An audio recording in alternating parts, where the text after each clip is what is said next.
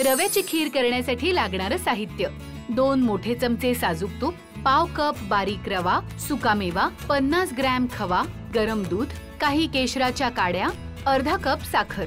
रव्याची खीर करण्यासाठी साजूक तुपात रवा सोनेरी रंगावर परतून घ्यायचा आणि त्यात आवडीप्रमाणे सुकामेवा घालायचा। आता खवा घालायचा आणि परतून घेत रवा खवा एकत्र करून यात गरम दूध आणि केशर घालून शिजवून घेत साखर घालायची आणि ही खीर शिजवायची। झाली आपली रव्याची खीर तयार।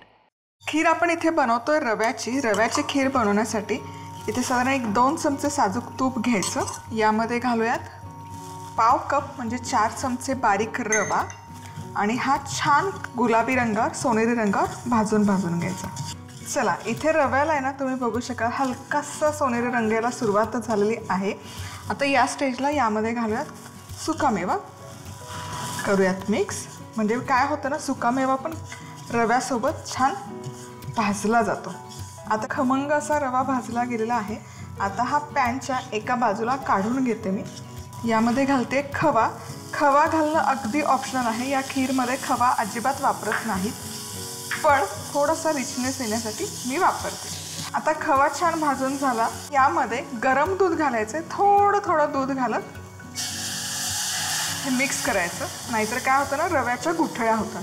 थोडं घालत जायचं आणि गरम दूधच घालायचं, म्हणजे तो रवा छान फुलतो। यामध्येच आता केशरही घालते। केशर घालणं पण अगदी ऑप्शनलच आहे आणि इथे मी हे फुल क्रीम दूध वापरलेलं आहे। आणि आता हे एकत्र 7 ते 8 मिनिट तरी छान शिजवून घ्यायचं। इथे ही खीर छानपैकी 10 मिनिटं शिजवून घेतली आहे। रवा छान शिजलेला आहे। आता या स्टेजला मी घालते अर्धा कप साखर। साखरेचं प्रमाण तुमच्या आवडीप्रमाणे तुम्ही कमी जास्त करू शकता।